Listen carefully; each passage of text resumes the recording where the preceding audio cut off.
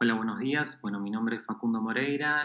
Continuamos con el segundo módulo de Farmacología 2 y en esta clase vamos a hablar de un grupo farmacológico antibiótico como ser las quinolonas. Bueno, esta diapositiva es interesante. Habla de la historia contemporánea de los antimicrobianos actuales. Fíjense que la historia de los antibióticos se remonta en lo que es el siglo XX, en la década del 30, en el año 1935, con el descubrimiento de las sulfonamidas. Fíjense que la Segunda Guerra Mundial, que va del año 1939 al año 45, contaba la humanidad hasta ese entonces con pocos antibióticos. La mayoría de los antibióticos van a aparecer en la década del 50. Precisamente las quinolonas se introducen en lo que es la historia de los antibióticos en la década del 60, en el año 1962, con el descubrimiento de la droga patrón, que es el ácido anhidríxico, y su introducción o su incorporación en la práctica clínica en el año 1965. Bueno, con respecto al mecanismo de acción, ustedes ya vieron en el teórico de introducción de antibióticos que los antibióticos podían actuar en distintas partes de lo que era la bacteria, como ser la pared celular, la membrana celular, los ribosomas, sobre enzimas que poseían las bacterias o sobre el ADN. Bueno, las quinolonas van a actuar sobre lo que es la replicación del ADN. Esto ya lo van a ver en la correspondiente clase de antibióticos que inhiben la síntesis de pared bacteriana. Simplemente les quiero hacer un repaso que recuerden que en las gram negativas, las bacterias gram negativas cuentan la pared celular con una membrana externa en donde esta está constituida principalmente por lipopolisacáridos y porinas que le van a dar cierta estructura a esa membrana externa, y después la pared de peptidoglicano y la membrana plasmática. Esta membrana externa no está presente en las bacterias gram positivas, simplemente las gram positivas cuentan con una pared de peptidoglicano que está constituida por ácidos lipoteicoicos y ácidos teicoicos y simplemente tiene una membrana plasmática. ¿Por qué es importante esta aclaración que le hago de las membranas celulares? Porque el mecanismo de acción de las quinolonas va a diferir ya sea se trate de una bacteria gram negativa o gram positiva. Como dijimos, en las gram negativas el fármaco va a tener que atravesar la membrana externa y una primera barrera que tiene el fármaco para llegar a lo que es el ADN es atravesar esa membrana externa. Para ello cuenta la bacteria con unos canales que se llaman porinas. Acá les puse un ejemplo de porinas que va a ser la porina F, en el cual el fármaco va a tener que atravesar esa porina para llegar al cromosoma bacteriano. En las gram positivas no tienen porinas, simplemente el antibiótico difunde a través de la membrana plasmática y llega a lo que es el sitio de acción. El sitio de acción van a ser dos enzimas involucradas en lo que es la replicación del ADN, como ser la ADN girasa y la topoisomerasa 4. Bueno, estas enzimas están involucradas, como dije, en la replicación del cromosoma bacteriano. La ADN girasa básicamente va a reducir la tensión molecular que se genera por el superenrollamiento que provoca la ADN polimerasa cuando está replicando el genoma, las hebras de ADN. Algún dato característico es que la ADN girasa, el superenrollamiento lo evita cortando, clivando, hidrolizando las dos hebras de ADN, mientras que la topoisomerasa cliva o corta de a una hebra de ADN. Más que nada actuarían aliviando el estrés torsional que se genera por simplemente el proceso de duplicación bacteriana, ¿no? De replicación del ADN. Ahora bien, sobre las gram negativas, principalmente las quinolonas actúan sobre la ADN girasa. Bueno, estas enzimas, las ADN girasas, son heterotetraméricas. Esto quiere decir que van a estar compuestas por dos dímeros constituidos por subunidades proteicas, como sea para la ADN girasa, la subunidad A y la subunidad B. La subunidad A va a tener una función de catalizar la reacción de fractura y sellado de la hebra de ADN. Mientras que la subunidad B va a tener la función de actividad de TPase. Ahora bien, ¿dónde actúan las fluorquinolonas? Bueno, las fluorquinolonas van a actuar inhibiendo la subunidad A de la ADN girasa. Hay otros antibióticos, como ser la novobiosina, que van a actuar sobre la subunidad B de esta ADN girasa. Pero cuando le pregunten en el examen el mecanismo de acción completo de las fluorquinolonas, van a decir que va a diferir, ya sea se trata de una bacteria gram negativa o gram positiva. En las gram negativas cuentan con una primera barrera que lo representa la membrana externa, que cuenta con porinas. Entonces el antibiótico va a tener que atravesar la porina para llegar al cromosoma bacteriano. Una vez que se encuentra allí en lo que es el cromosoma bacteriano, va a actuar inhibiendo, si se trata de una gram negativa, sobre esta enzima, la ADN girasa, precisamente la subunidad A. Entonces ahí le puse en el recuadro amarillo que esta enzima principalmente se encarga de la inhibición, o sea, los antibióticos lo que van a hacer, los quinolonas, inhibir la síntesis de ácidos nucleicos bacterianos. Los ácidos nucleicos bacterianos nos referimos a los dos, ya sea el ácido nucleico del cromosoma bacteriano como también los ácidos nucleicos de los plásmidos, ¿no?, bacterianos. Ahora bien, ¿qué pasa con las gram positivas? Bueno, las gram positivas, este antibiótico, si bien después en los últimos años esto un poco se entró en revisión, pero ustedes lo que tienen que saber es que tiene este antibiótico, la fluorquinolona, más predilección sobre la inhibición de la topoisomerasa 4. Acuérdense que esta enzima, la topoisomerasa 4, que clivaba de a una hebra la molécula de ADN que participaba en el proceso de duplicación del ADN, tenía otras funciones, a su vez también como ser la separación de las moléculas de ADN hijas una vez que se replican. Esta topoisomerasa 4 va a estar constituida, también es un es una estructura heterotetramérica, está constituida por dos subunidades que acá se llaman subunidad C y subunidad E. La función es igual, se coincide con la subunidad A y subunidad B. Lo único que cambia es el nombre de la subunidad. Pero las fluorquinolonas van a actuar inhibiendo a la subunidad C. Entonces, además de inhibir la duplicación del ADN, inhiben, ya se trate en este caso la topoisomerasa 4, la separación de las moléculas de ADN hijas en el proceso de la replicación. ¿Se acuerdan de las topoisomerasas? Bueno, eran enzimas que también las han visto en biología celular, porque los organismos eucariontes cuentan con topoisomerasas. Los humanos tienen topoisomerasas 1 y 2. La topoisomerasa 1, que participaba en el proceso de transcripción, y la topoisomerasa 2, que participaba en el proceso de duplicación. Bueno, los antibióticos estos, las quinolonas, inhiben también la topoisomerasa 2 eucarionte, pero lo hacen a concentraciones mucho mayores que las necesarias para inhibir las enzimas bacterianas. Por eso es que se logra cierta toxicidad selectiva en ese sentido con estos antibióticos.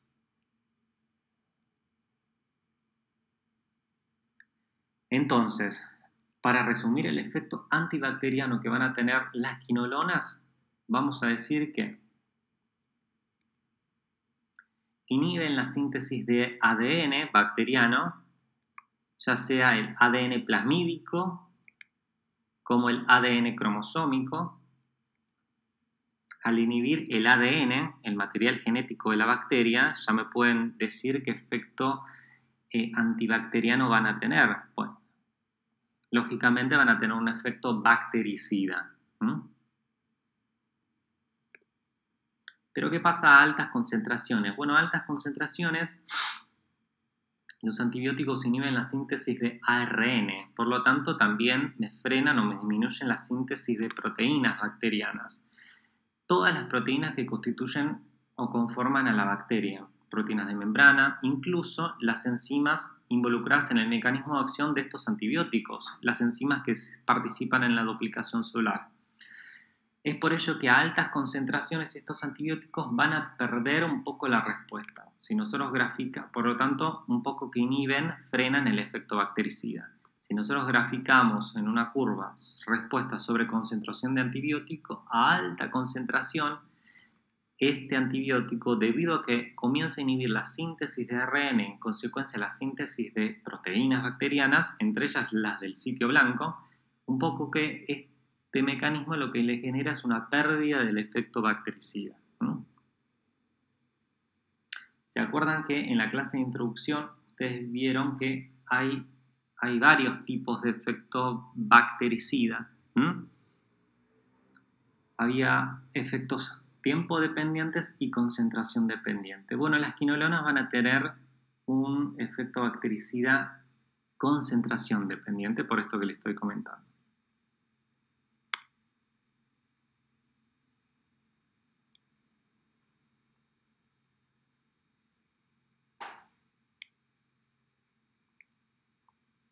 Esto simplemente lo pongo a título de repaso, ustedes ya lo han visto en la clase de introducción, que el efecto bactericida se medía, se evaluaba mediante lo que era la concentración bactericida mínima o CBM, que era la más baja concentración del antibiótico que eliminaba la totalidad, llámese el 99,9% del inóculo bacteriano inicial al cabo de 24 horas de incubación. Y se acuerdan que habían visto otra variable que simplemente se usaban para los antibióticos más que nada bacteriostáticos, que era la SIM. Bueno, cuando el antibiótico es bactericida, la SIM va a ser la misma que la CBM, que es la concentración bactericida mínima. Es decir, que el cociente CBM y SIM es igual a 1. Por ello que podemos decir que estas drogas van a ser bactericidas. Una vez superada la SIM, que en este caso va a ser igual a la CBM, el efecto bactericida es mayor a medida que aumenta la concentración del antibiótico, por lo tanto son concentración dependientes, pero con la salvedad de que para las quinolonas la respuesta a altas concentraciones se ve in vitro que empieza a caer, ¿no?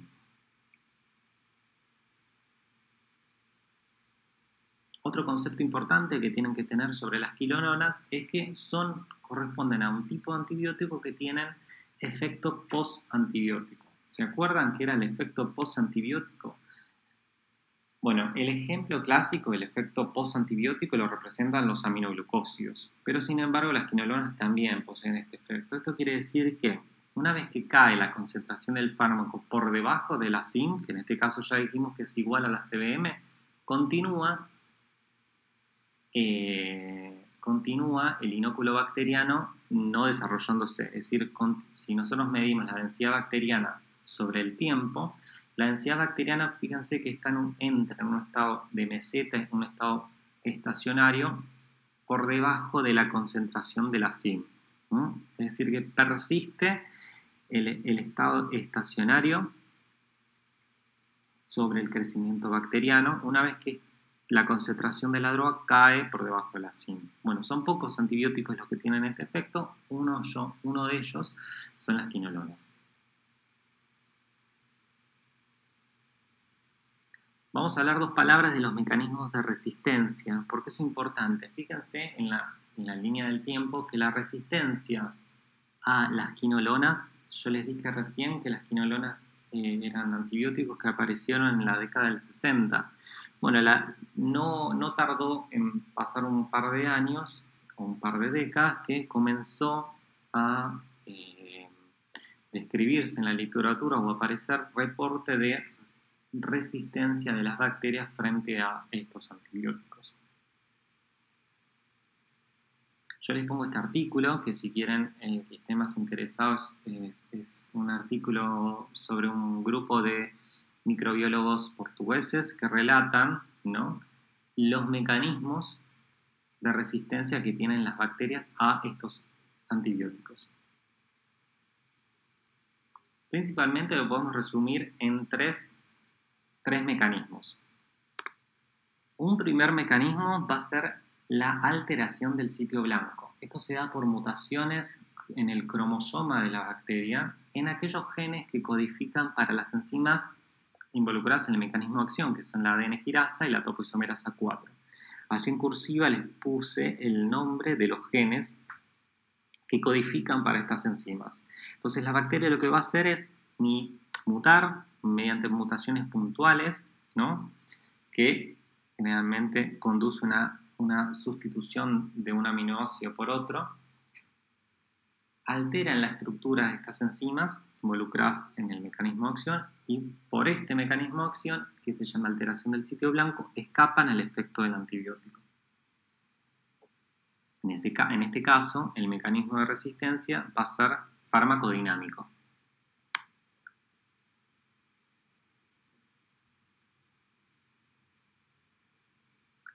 Otro mecanismo de resistencia que van a tener las bacterias es mediante la exclusión del antibiótico del sitio blanco. ¿Y mediante qué mecanismos lo pueden hacer? Bueno, ya sea mediante la disminución de la permeabilidad o el aumento de los sistemas de flujo. Esto también son mutaciones a nivel del cromosoma de la bacteria y aquí van a actuar ya sea en las porinas que tienen en las membranas externas la bacteria, ya sea disminuyendo el número de porinas o la afinidad del canal de la porina, o a su vez expresando porinas que me inhiben la actividad de otras porinas a nivel de la membrana. Después con un esquema lo voy a describir un poco más ejemplificado. Otro ejemplo de excluir el antibiótico del sitio blanco es sintetizando bombas de flujo, sistemas de flujo. Hay distintos genes, ¿no? Distintas familias de proteínas, ¿no? Que tienen este mecanismo de acción, ya sea mediante el uso de energía de ATP, ¿no? O mediante un sistema de antiporte, siguiendo un gradiente de protones, excluyen del medio intracelular al antibiótico y lo excluyen hacia el medio extracelular. Este tipo de mecanismo de resistencia es un mecanismo de resistencia farmacocinético porque lo que me altera es la concentración en el medio del antibiótico.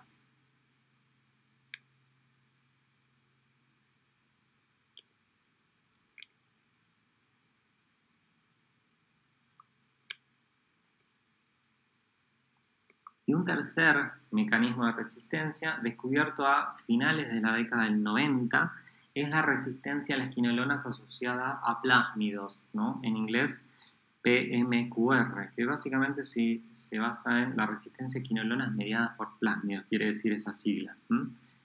Hay varios tipos de resistencia, yo les puse ahí algunos ejemplos, que es sintetizar esas proteínas que se llaman proteínas QNR, que son proteínas que tienen en su estructura un pentapéptido repetido en donde mediante un mecanismo físico protegen a las enzimas blanco, que son la ADN girasa y la topoisomerasa, de la acción del fármaco. Hay otros mecanismos, como pueden ser esa sigla que les puse ahí, AAC, que son las siglas de una enzima que se llama aciltransferasa modificadora de aminoglicósidos. Básicamente esta enzima la sintetizan el ADN de los plásmidos y tiene la acción de acetilar quinolonas que tienen un grupo químico que se llama un grupo piperacina. Entonces acetilan ese grupo, entre ellas por ejemplo van a ver más adelante que la ciprofloxacina tiene este grupo piperacina, que es muy importante este grupo porque le va a otorgar cierta afinidad hacia ciertos microorganismos. Bueno, inactivan mediante acetilación al antibiótico gracias a esta enzima. Y por último también tenemos los plásmidos que codifican para bombas de flujo plasmídicas, ¿no?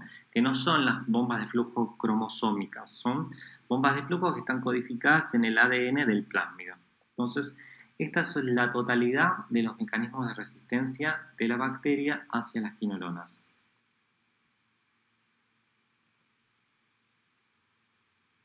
Entonces, en esta diapositiva ustedes tienen de forma global todos los mecanismos de resistencia involucrados para las quinolonas. Los primeros dos mecanismos, que eran alteraciones cromosómicas, ya sea la alteración del sitio blanco de las enzimas, en este caso involucradas adenosirasa o topoisomerasa, mutando, ¿no?, las subunidades, ¿no?, que están involucradas en el mecanismo de acción. O el otro mecanismo cromosómico, que era apartar el antibiótico del medio, ya sea bajándole la afinidad a la membrana, alterando en este caso la estructura o el número de porinas que están presentes en la membrana, o codificando proteínas que me exporten el antibiótico, los sistemas de flujo. Y el tercer mecanismo, que no tiene que ver con un mecanismo cromosómico, sino con un mecanismo plasmídico, en este caso, que son los genes codificantes por los plásmidos. El gen QNR, que codifica estas proteínas QNR, estas proteínas pentaméricas, que tienen, pentaméricas no, es decir, que tienen este pentapéptido, esta secuencia, este diseño, digamos, de este pentapéptido repetido que por un mecanismo físico protege a las enzimas del fármaco. Otros genes, como son el gen de la acetiltransferasa, esta enzima que acetila los grupos piperacina, y los otros genes que tienen ahí en azul y en verde son genes para las bombas de flujo que están codificados por los plásmidos. Ahora bien, vamos a introducirnos a lo que es las generaciones de las quinolonas. Como les dije, la primera quinolona descubierta era el ácido analidíxico. El ácido analidíxico es la primera quinolona y tiene una estructura no halogenada. La característica de esta quinolona es que tenía exclusivamente actividad frente a gram negativos. Y desde el punto de vista farmacocinético, se distinguía porque tenía baja distribución sistémica y concentraba en elevada concentración en orina, valga la redundancia. Por lo tanto, este antibiótico apareció para tratar más que nada infecciones urinarias. Los antibióticos, las quinolonas de primera generación, lo constituyeron el ácido analidíxico, el ácido oxolínico y la sinoxacina. Dentro de los antibióticos de primera generación, estos eran los más representativos. Fíjense la estructura que tienen las quinolonas. Van a tener dos ciclos. En el primer ciclo, la presencia de un átomo de nitrógeno y dos grupos, que son el grupo carboxilo y el grupo cetona, son fundamentales, indispensables para lo que es el mecanismo de acción de la droga, la acción de la droga. Y fíjense, por ejemplo, el ácido pipemídico, que tiene un tercer ciclo, que es un tercer ciclo nitrogenado. Bueno, ese ciclo, ese grupo químico se llama grupo piperacina. Ese grupo piperacina está presente en una quinolona de segunda generación, que es la norfloxacina. Que si se fijan bien en su estructura, las quinolonas de segunda generación son quinolonas que están floradas, son quinolonas halogenadas. La norfloxacina fue la primera fluorquinolona incorporada en la clínica.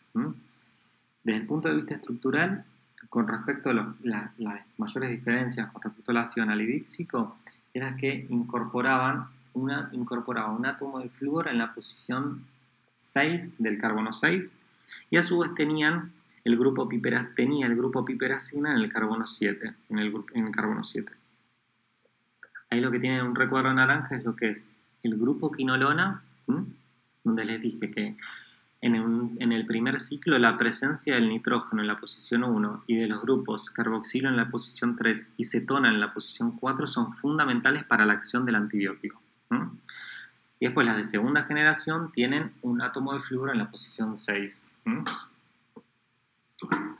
Y en el segundo ciclo, si además el segundo ciclo cuenta con un átomo de nitrógeno, ese grupo químico se llama naftiridona. La norfloxacina continuaba teniendo ciertas desventajas, que era que tenía baja absorción en el tubo digestivo y alcanzaba bajas concentraciones sanguíneas, por lo tanto también quedaba un poco recluida el tratamiento de las infecciones urinarias. A partir de la norfloxacina surgen otras quinolonas de segunda generación, de las cuales las más representativas van a ser la ofloxacina o la ciprofloxacina. Fíjense que la ciprofloxacina también tiene un grupo piperacina en el carbono 7. Esto le va a otorgar una ventaja para el tratamiento de infecciones bacterianas, ya se los comento, por una bacteria que se llama Pseudomonas aeruginosa. Entonces, las fluorquinolonas de segunda generación tenían como ventaja una mayor absorción intestinal, mayor distribución sistémica, mayor actividad frente a gram negativos y gram positivos, pero continuaban con una desventaja que era baja actividad frente al neumococo y baja actividad frente a anaerobios.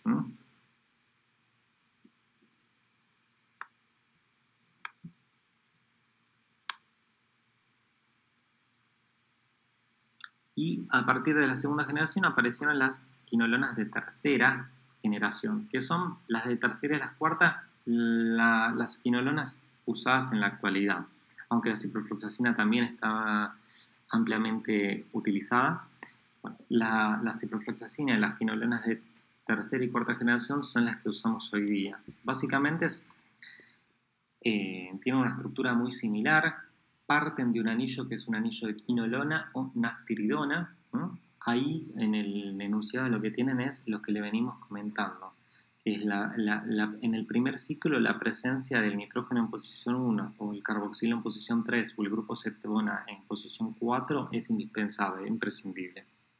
Ahora bien, los cambios de estas quinolonas van a ser a partir de, más que nada, las posiciones N1, C6, C7 y C8. Es decir, adicionando grupos químicos sobre esas posiciones, otorgo ciertas ventajas o desventajas al antibiótico. Por ejemplo, yo les puse algunos ejemplos. Adicionando un grupo arilo o un grupo ciclopropilo a la posición 1, que tiene las quinolonas, voy a tener cierta mejora farmacocinética. Por ejemplo, adicionando un átomo de flúor en la posición 8, voy a otorgarle cierta actividad sobre los estafilococos. Adicionando el grupo piperacina en la posición 7, como ya dijimos, incremento la actividad anti-pseudomonas. Entonces, algunos ejemplos de cómo modificando químicamente la estructura del antibiótico otorgo distintas ventajas y desventajas en cada ejemplo de fármaco, ¿no? Acá tenemos la estructura química de las quinolonas de tercera generación, aunque la trofloxacina y la clinafloxacina son de cuarta generación. Entonces, en resumen, estas quinolonas tienen un mejor perfil farmacocinético, como mejor absorción, distribución, vida media, etc. Tienen mejor actividad frente a estafilococos y aquellas que tienen un grupo piperacina, actividad son con la pseudomonas. Alcanzan altas concentraciones intracelulares y esto es útil para los gérmenes intracelulares, entre ellas las micobacterias, por ejemplo. Y las desventajas que tienen es que no hay tanta diferencia a nivel de la frecuencia y el tipo de efectos adversos que generan. Vamos a ver que los efectos adversos son compartidos en todo el grupo de las quinolonas, con algunas salvedades. Y a su vez también estas quinolonas tienen baja cobertura en anaerobios, salvo las de cuarta generación que tienen coberturas sobre los anaerobios también. Entonces, para resumir, las clasificamos según cómo fueron apareciendo por generaciones. Las de primera generación, que no son fluorquinolonas, son no halogenadas. Y la droga patrón es el ácido naridíxico. Tenían una cobertura sobre gram anaerobios, no tenían grupo piperacina, por lo tanto no cubrían pseudomonas y se utilizaban más que nada para infecciones urinarias, porque tenían baja absorción intestinal y baja concentración sistémica. Después aparecen las de segunda generación, que ya se llaman fluorquinolonas. Les puse ahí en rojo las más utilizadas, que son la norfloxacina y la ciprofloxacina. Aumentan, digamos, el espectro frente a los gram negativos. Si tienen grupo piperacina, adicionan también en la cobertura la pseudomona y además incorporan ciertos gram positivos, pero no incorporan el neumococo, que es un dato importante ese. Por lo tanto, las quinolonas de segunda generación no son útiles para el tratamiento de neumonías por neumococo. Y a su vez son antibióticos de amplio espectro porque cubren gérmenes atípicos como clavidia y microplasma. Y finalmente aparecen las quinolonas de tercera y cuarta generación, en donde la diferencia viene a ser más que nada en lo que es aumentar el número de microorganismos del espectro. Pero a su vez también ciertos microorganismos indispensales como hacer el neumococo o anaerobios.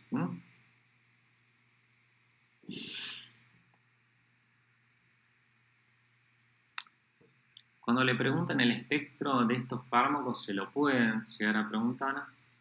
Solemos preguntar los espectros de los antibióticos más clásicos o más utilizados. Norfloxacina, ciprofloxacina, levofloxacina y gatifloxacina o motifloxacina. Son las quinolonas más utilizadas en la clínica. No tiene sentido que yo me ponga ahora a hablar de cada microorganismo en sí, pero sepan que dentro de las de segunda generación, la norfloxacina no cubre gram positivos, no cubre atípicos, sino cubre anaerobios, y cubre más que nada gram negativos. Acuérdense que tienen ese grupo piperacina que le otorga cierta afinidad o ventaja sobre la cobertura para pseudomonas. La ciprofloxacina agrega al espectro los gram positivos y microorganismos atípicos. Por lo tanto, la ciprofloxacina es un antibiótico de amplio espectro.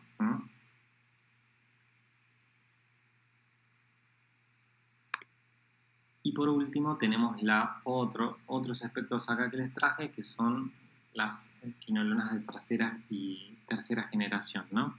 Como son la levofloxacina o gatiomoxifloxacina. Fíjense que agregan a lo que tenía la segunda mayor número de microorganismos gram positivos, a su vez mayor número de microorganismos atípicos, bacterias intracelulares como son la micobacteria tuberculosis y los anaerobios.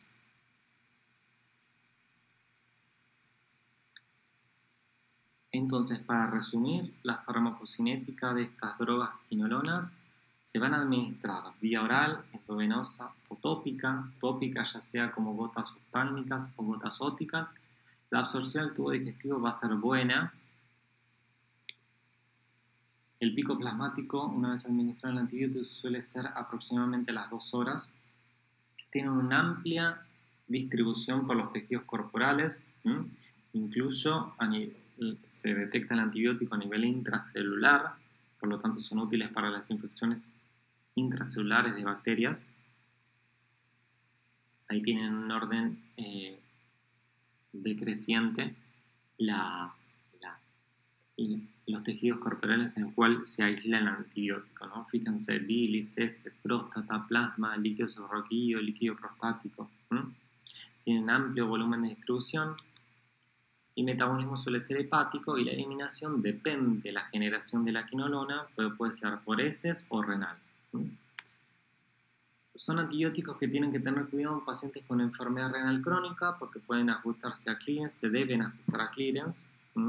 Y bueno, hay que elegir el antibiótico en estas dos entidades de pacientes que son el enfermo renal crónico y el enfermo con hepatopatía crónica. Bueno, hay que tener ciertas precauciones en su implementación. Este cuadro comparativo se los pongo acá simplemente para que vean las 3 formas de presentaciones que tienen los antibióticos. En amarillo son las quinolonas más utilizadas. Este otro cuadro comparativo son en amarillo las quinolonas más utilizadas, pero compara la vida media de estas drogas. En función de la vida media también la posología. Fíjense, la levofloxacina tiene una vida media más prolongada con respecto a la ciprofloxacina, se administra una vez al día, mientras que las ciprofloxacinas tienen una vida media de 4 horas aproximadamente, se administra 2 veces al día.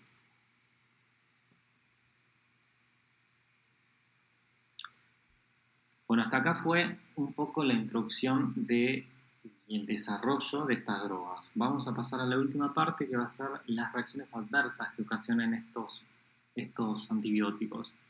Reacciones adversas ya vimos en la clase de introducción que podían ser comunes al uso de antibióticos o específicas de grupo. Las reacciones adversas generales, como son antibióticos que cubren un importante número de microorganismos, incluyen un importante número de microorganismos en su espectro, van a dar un tipo de reacción adversa general que era la alteración del ecosistema o la flora bacteriana a nivel del cuerpo, ¿no? Había dos ejemplos de esto que eran la sobreinfección y la superinfección. Bueno, las quinolonas, ¿no? pueden generar ambos cuadros, de sobreinfección o de superinfección. La sobreinfección era con una droga que se usaba para erradicar una bacteria, seleccionaba cepas y las bacterias que quedaban resistentes reemplazaban a las bacterias susceptibles en el nicho vacante. Era el ejemplo, por ejemplo, de la infección por la diarrea por Clostridium difficile. Las quinolonas, como son antibióticos de amplio impacto, aumentan la incidencia de desarrollo de diarrea por Clostridium difficile. Y la superinfección era cuando el antibiótico se usaba para erradicar una bacteria y barría la flora local y dejaba un espacio para que otra bacteria u otro microorganismo, entre ellas por ejemplo una cándida, se aloje en el sitio y desarrolle una enfermedad. Es el clásico ejemplo de la candidiasis vulvovaginal. Las quinolonas van a ocasionar estas reacciones adversas generales.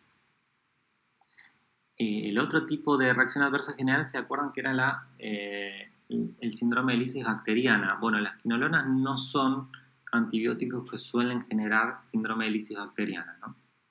Como por ejemplo, a diferencia de los betalactámicos que sí. Bueno, dentro de las reacciones adversas generales, las quinolonas ocasionan este tipo de reacción adversa, la alteración del ecosistema de la flora bacteriana. El otro tipo de efectos adversos son los específicos del grupo, que son los que tienen que saber ustedes para el examen. Es decir, las quinolonas, ¿qué efectos adversos generan como grupo? Bueno, son diversos. Yo les puse algunos ejemplos. Con respecto a lo que son los efectos adversos psiquiátricos o neurológicos, es importante que sepan que las quinolonas bajan el umbral convulsivo. Si bien la frecuencia es baja, tienen que saber que son antibióticos que estarían contraindicados en pacientes, por ejemplo, epilépticos, pacientes que tienen lesiones ocupantes de espacio en el sistema nervioso, porque pueden predisponer la aparición de una convulsión. Pueden dar efectos adversos psiquiátricos también, la lista es importante, ahí tienen el ejemplo de cada uno de los efectos adversos que pueden generar. Después tenemos efectos adversos a nivel ocular, oftálmico. Las quinolonas se pueden depositar en la córnea, dar depósitos corneales o predisponer la aparición de cataratas. Es poco frecuente este efecto adverso. Y un efecto adverso a considerar es la fototoxicidad, que principalmente se ven con las quinolonas que están halogenadas en la posición 8, ¿no? Que son la esparfloxacina y la lomefloxacina. Principalmente sobre estas dos quinolonas se ve la fototoxicidad.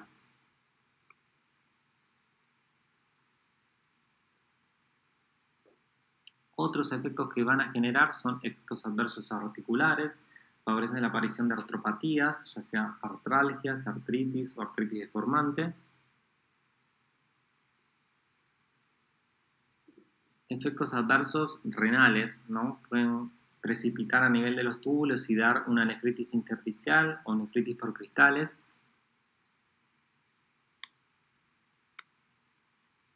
Se los pongo como un dato de color, pero también tendrían, o se vio más que nada in vitro, un efecto antiandrogénico que tendrían estos fármacos. Pueden alterar, esto se vio en animales, que alteran la calidad de la espermatogénesis.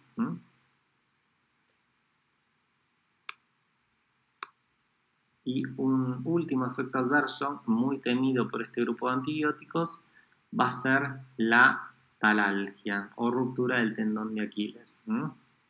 Esto se ve más frecuente en pacientes que toman este antibiótico administrado con corticoides. Entonces, para aquellos pacientes polimedicados o que usan corticoides, darlos con precaución.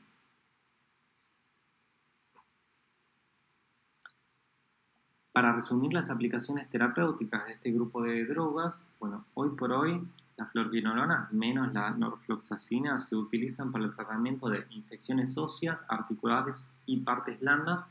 ¿Por qué? Por la ventaja que tienen farmacocinéticas, desde amplio volumen de distribución y alta penetrancia tisular. Para infecciones respiratorias bajas, para infecciones abdominales, o también en el caso de las abdominales, porque cubren anaerobios también y gram negativos.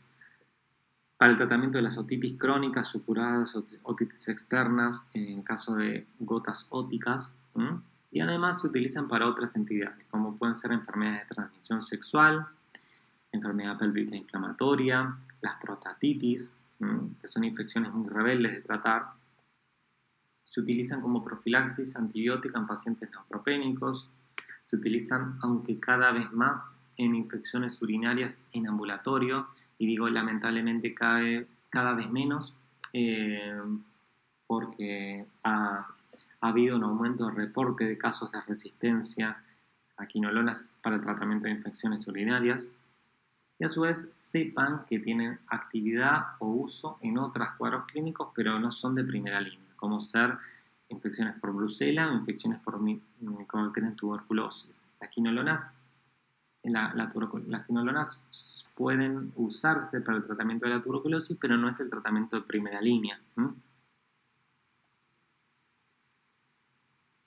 Y finalmente, lo último que tienen que saber de esta clase son las contraindicaciones. ¿En qué situaciones está contraindicado administrar estos antibióticos? Un ejemplo lo constituyen las embarazadas. Las embarazadas o las puérperas que lactan, que están en la lactancia, en el periodo de lactancia, bueno, estaría no recomendado utilizar estos fármacos. A su vez también está contraindicado en niños, porque alterarían lo que se vio en animales, que alteran el cartílago de crecimiento. Por lo tanto, no está recomendado darlo en pacientes pediátricos. Y acuérdense que los pacientes con epilepsia o que tienen algún factor desencadenante para generar una crisis comicial también estarían contraindicados porque son antibióticos que bajan el umbral convulsivo. Finalmente, otros dos casos que son el paciente con insuficiencia hepática y el paciente con insuficiencia renal tienen contraindicaciones relativas, ya que en el caso de los insuficientes renales, los pacientes renales se puede afectar al clearance. Pero bueno, este es el resumen de las 6 contraindicaciones que tienen que conocer. Bueno, ya saben que cualquier duda pueden escribirme de la cátedra. Bueno, muchas gracias.